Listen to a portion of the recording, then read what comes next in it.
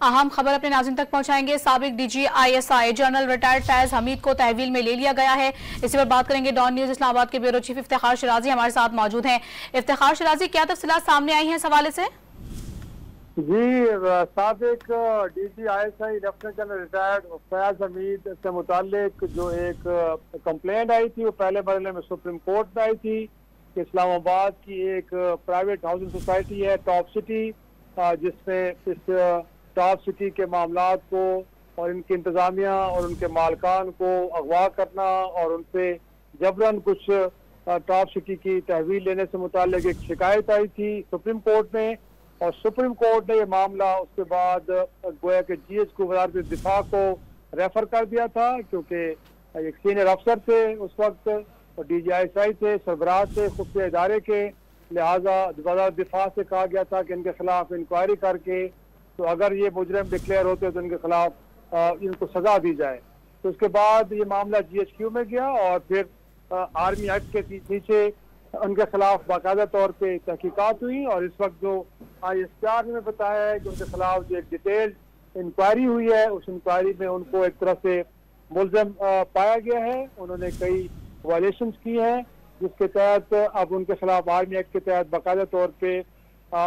Field general court martial की कार्रवाई बाकायदा तौर पे शुरू कर दी गई है। और इस दौरान साबिक DGISI general retired Faiz Hamid को तहवील में भी ले लिया गया है। तो इस वक्त जो हमें ISPR से बताया गया वो यही है कि उनको बाकायदा तौर पे तहवील में लेके उनके खिलाफ फील्ड जनरल कोर्ट मार्शल की बाकायदा तौर पे कार्रवाई शुरू कर दी गई है।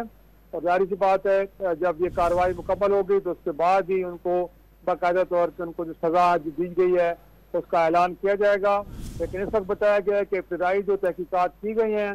उनमें उनको खिलाफ ज़ाब्ता खिलाफ कानून काम करने का मुर्तकिब पाया गया है और इसी बुनियाद से उनके खिलाफ आर्मी एक्ट के तहत फील्ड जनरल कोर्ट मार्शल की बाकायदा तौर पे कार्रवाई शुरू कर दी है। लिहाजा फौजी अदालत में अब उनके खिलाफ बाकायदा तौर पे एक मुकदमा चलेगा जिसमें उन पर जो मैं पहले ही बता चुका हूँ कि इल्ज़ाम है कि उन्होंने इस्लामाबाद की एक प्राइवेट हाउसिंग सोसाइटी के मालकान को मुबैना तौर पे अगवा करके हफ्ज़ विजा में रखा और उस हाउसिंग सोसाइटी के मामलात मुबैना तौर पे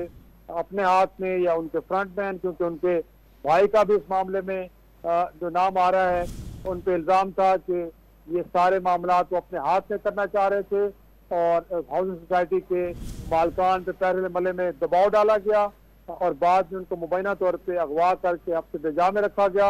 और जैसे मैंने पहले बताया कि मामलात इनिशियली सुप्रीम कोर्ट में गए थे हाउसिंग सोसाइटी के मालकान इंसाफ के असूल के लिए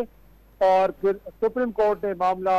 वज़ारत दिफा को रेफर किया था, क्योंकि जनरल फैज हमीद फौज में एक आला ओहदे पे फायज रहे हैं। लिहाजा वज़ारत दिफा से कहा गया था कि इस मामले की छानबीन करके उनको अगर वो मुलजिम एक तरह से करार पाते हैं तो उनको सजा दी जाए। तो आज ही ISPR की जानिब से बताया गया है कि जो इब्तिदाई तहकीकात हुई हैं उसमें वो मुख्तलिफ गैर कानूनी इक़दाम करने के मुर्तकिब पाए गए हैं। लिहाजा बाकायदा तौर पर उनके खिलाफ फौजी अदालत में मुकदमा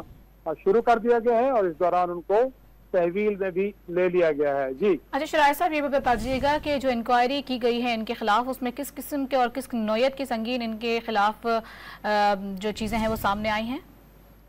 जी, उसमें कोई तफसीलात तो नहीं बताई गई, लेकिन इतना ज़रूर कंफर्म किया गया है कि जो कंप्लेंट्स उनके खिलाफ थी वो जस्टिफाइड नज़र आ रही हैं और जो इस चीज़ को एक तरह से तयन करना था कि क्या वो किसी गैर कानूनी कार्रवाई के मुर्तकिब पाए गए हैं, तो इसमें उन्होंने कहा है कि ये चीज़ साबित हुई है और एक डिसिप्लिनरी एक्शन जो है वो उनके खिलाफ इसलिए इनिशिएट किया गया है, उसका आगाज़ किया गया है, क्योंकि वो जो आर्मी रूल्स है आर्मी एक्ट है उसकी खिलाफ वर्जी के वो बहरहाल मुर्तकिब पाए गए हैं। लेकिन वो तफसीलात क्या है उनके खिलाफ जो जराइम एक तरह से साबित हुए हैं उनकी तफसीलात नहीं बताई गई। लेकिन फिलहाल जैसे मैंने कहा है कि जो इब्तिदाई तहकीकात हैं उसमें जो डिसिप्लिनरी एक्शन है उसकी खिलाफ वर्जी के वो मुर्तकिब पाए गए हैं। अब देखना ये है कि जब फौजी अदालत में उनके खिलाफ मुकदमा चलेगा तो उनमें वो कौन कौन से इल्ज़ामात हैं जो उन पे एक तरह से साबित होते हैं। लेकिन जो मैंने पहले आपको बताया कि जो इब्तदाई दरख्वास्त सुप्रीम कोर्ट में गई थी और जिसमें ये कहा गया था कि 184(3) के तहत इस मामले को टेकअप किया जाए अवामी मफाद में, वो यही था कि उस private housing society top city के मैनेजमेंट या मालकान की जानिब से दरख्वास्त दी थी कि उनको पहले मरले पे उन पर दबाव डाला गया कि वो इस सोसाइटी की ओनरशिप से दस्तबरदार हो जाएं, और जब उन्होंने इस बात से इनकार किया तो फिर उनको अगवा किया गया, उनको हफ्ते बेजा में रखा गया और उन पर दबाव डालने के लिए इस तरह के हरबे इस्तेमाल किए गए। और साथ में ये इम्प्रेशन भी दिया गया कि शायद इस टॉप सिटी के अंदर कुछ लोगों को वहाँ पे गैर कानूनी असला रखा गया है, वहाँ मतलब कोई ट्रेनिंग कैंप खुला हुआ है जहाँ पे लोगों को असला चलाने की ट्रेनिंग दी जा रही है। तो इस तरह के इल्जाम उन पर लगाए गए और फिर उसके बाद सुप्रीम कोर्ट ने यह मामला वज़ारत दिफा की जानिब रेफर किया इन अहकामात के साथ कि इस मामले की बाकायदा तौर पर तहकीकात की जाए और अगर साबिक DGISI जनरल फैज हमीद किसी जुर्म के मुर्तकिब पाए गए तो उनको करार वाकई सजा भी दी जाए।